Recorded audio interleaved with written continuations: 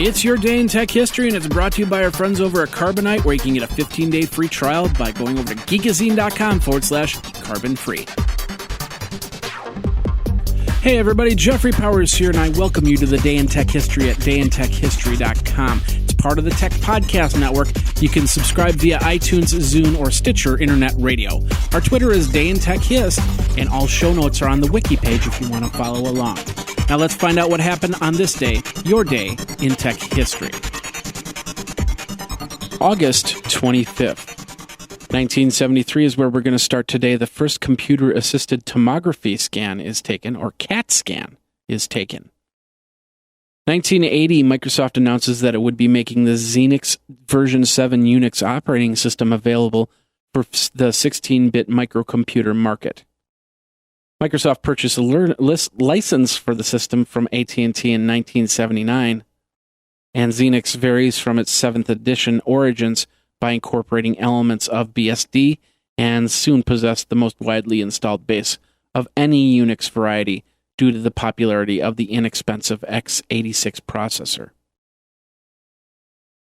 1981, the U.S. District of Massachusetts begins hearing a suit brought by Atari against General Computer Corporation. The suit alleged trademark and copyright infringement of Atari's Missile Command by General Computer's game Super Missile Attack. 1983, Bally Manufacturing agrees to acquire the assets of Sega Enterprises. 1991, Linus Torvalds hints in a message at comp.os.minix with the subject line, "What would you like to see most in Minix?" in which he announces that he's doing a free operating system and he would receive several ideas and reply in some promises to help test the program. The first version would be released in a Finnish server nic.funet.fi as source code free to all in mid-September. And of course, it got the name Linux from the server's administrator, Ari Lemke. Linus's first name for the system was Freaks, which was a combination of Freak and Unix. 1994, Aftonbladet becomes the first Swedish newspaper on the internet. 1995, the Apple PowerBook 5300 is released by Apple. It's the first generation of PowerBook laptops to use the PowerPC processor.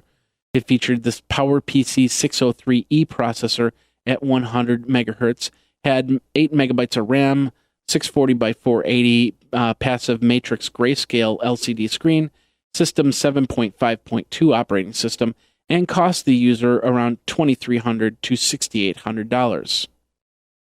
Also in 1995, Gary Tramiel leaves the Atari Corporation after serving the company long and hard in high-ranking capacities.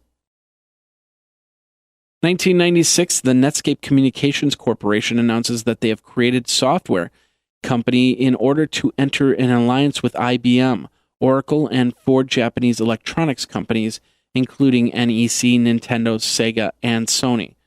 The new company, Navio Corp., is intended to compete with Microsoft. 1997, Novell releases the first version of Border Manager multi-purpose network security application. It's a proxy server, firewall, and VPN access point. And in 1998, THQ stock splits 3 for 2. If you're a small or medium business that doesn't have any type of backup to their computer off-site, well, you need to start, because you never know. Fire, flood, theft, all these things can turn your business from a great success to a great failure. And we don't want that. We want you to bring everything back so you can make the next social network or make the next big thing. And do that by backing up all your stuff off-site by using Carbonite. Now, they have Pro plans and server plans. Pro plans starting at $269.99 a year, and server plans starting at $799.99 a year. You can hook up unlimited computers or servers. It is easy to use web dashboard, and it's all HIPAA compliant if you are a startup healthcare. awesome there. Check it all out. Go over to geekazine.com/carbonite, geekazine.com/carbonite, and back up now, back up often, back up all the time using Carbonite. Now let's get back into your day in tech history. Back in at 2002, Intel releases the Pentium 4, 2.5, 2.6, 2.66, and 2.8 processors. In 2003, Walter Wiggs was arrested for unauthorized access to a protected government system in Southern California. He caused significant disruption to the Los Angeles County Child Protection Hotline from July of 2003 to July 4th of 2003, the 1st through the 4th. He deleted critical configuration files from the system. Hewlett-Packard introduces the iPac H1935 handheld computer with Windows Mobile 2003 operating system, a Samsung 203 MHz processor, and a secure digital slot for $249. Version 4.3.3 of the PHP 4.3.3 programming language is released. Couple more things here in 2003. Version 5.1 of the Curio WinRoutel gateway firewall software is released. And Yahoo and Entertainment Tonight announce a long-term relationship to launch ET on Yahoo. It was an exclusive cross-platform entertainment experience, allowing users to delve deeper into breaking entertainment and celebrity news.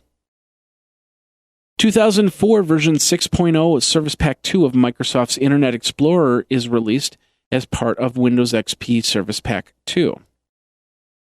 2005, the FBI begins an investigation of the possibility that Chinese hackers have been hacking into U.S. government computers. Turbine CEO Jeff Anderson announces that the service for the fantasy MMORPG Asherton's Call 2 game would be shut down on December 30th, 2005, with no additional content to be released. 2007, SanDisk launches the Sansa Clip 1 GB for $40 and 2 GB for $60. That was an MP3 player. 2008, Broadcom purchases AMD's digital TV service for $192.5 million. AMD's DTV assets included Xilion integrated DTV processors and reference designs, Next or NXT receiver ICs, and Theater 300 DTV processors. Also in 2008, FriendFeed launches a new version of their page which includes real-time updates. Google, iNet Solutions, and some wireless equipment makers begin working with the city of Milipitas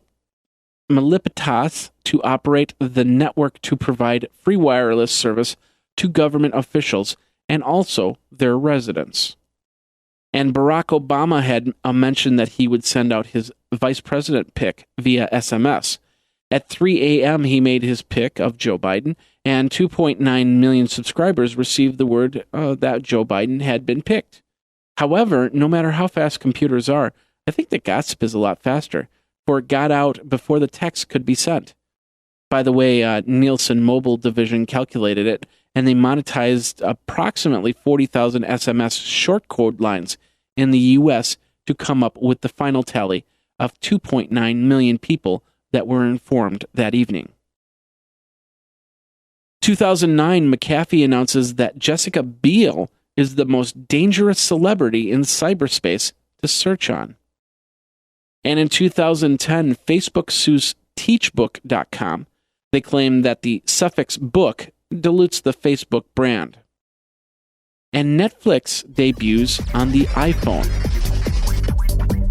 And that's your day in tech history. My name is Jeffrey Powers, www.dayintechhistory.com. All the show notes are over at wikizine.com, Geekazine's wiki.